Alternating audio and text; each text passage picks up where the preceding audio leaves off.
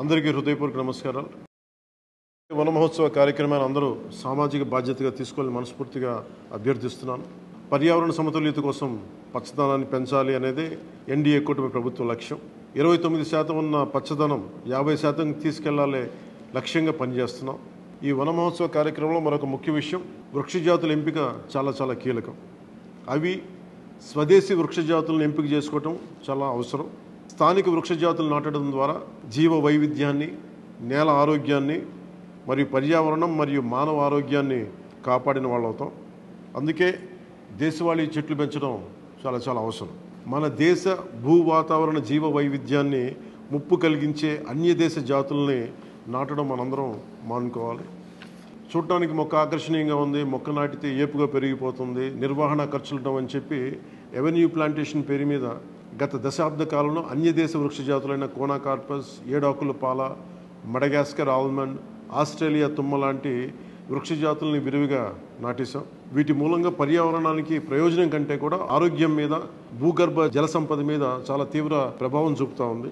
అందరూ ఆ ప్రాంత జీవ వైవిధ్యాన్ని పెంపొందించే స్వదేశీ జాతులను మాత్రమే నాటాలి అనేది ఏ దేశపు వృక్ష శాస్త్రజ్ఞుల్ని అడిగినా చెప్పే మాట ఇది. కానీ ఆ వాస్తవాన్ని విస్మరించి విదేశీయ మొక్కల మోసుతో రాష్ట్రమంతటా కోనాకార్పస్తో నింపేశారు. కోనాకార్పస్ అసలు మొదట పరిచయం చేసిన అరబ్ దేశాలే దాన్ని నిషేధించినాయి. ఎందుకంటే దాని దుష్ప్రభావాలను గుర్తించిన వెంటనే నిషేధించారు, తీసేశారు.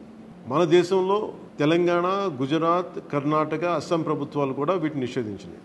ఈ కోనాకార్పస్ లాంటి విదేశీ వృక్ష జాతుల మూలంగా జరిగే అనర్థాలు చాలా ఉన్నాయి. అవి ముఖ్యంగా మన భూగర్భ జల సంపదను హరించి వేస్తాయి, శ్వాస సంబంధ ఆరోగ్య సమస్యలకి కారణమవుతున్నాయి. కోనాకార్పస్ ఎలాంటి వృక్ష జాతి అంటే పశువులు తినవు, పక్షులు గూడు పెట్టవు, కనీసం పక్షులు కూడా వాలవు. చెట్టుని చేమని ఆధారంగా చేసుకుని బతికే క్రిమికీటకాలు కూడా ఈ చెట్లు జోలికి రావు. పక్షులే దూరంగా ఉండే ఈ మొక్కల్ని మనం మోజులో పడి ఎందుకు వేయాలి అనేది కీలకమైన ప్రశ్న. అందుకే ప్రతి సంవత్సరం జూన్, జూలైతో మొదలై నవంబర్లోని కార్తీక సమారాధన వరకు కొనసాగే ఈ వన మహోత్సవ కార్యక్రమంలో మన స్వదేశీ జాతులైన జీవ ఇంధనంగా ఉపయోగపడే కానుగ, వేప, చింత, ఉసిరి, శ్రీగంధం, ఎర్రచందనం, రావి, మర్రి, రేల, దిరిసెన, సీత, అశోక, మారేడు, నేరేడు, దేవకాంచనం, తెల్లమద్ది, మామిడి, కదంబం, జమ్మి, వెలగ, సీతాఫలం ఇలాంటి ఇంకా ఎన్నో మన జాతుల మొక్కల్ని నాటాలని అందరినీ అభ్యర్థిస్తున్నాం, కోరుకుంటున్నాం. 29% ఉన్న మన పచ్చదనాన్ని 50% తీసుకెళ్లే లక్ష్యంగా చంద్రబాబు నాయుడు గారి నాయకత్వంలో కూటమి ప్రభుత్వం పనిచేస్తుంది.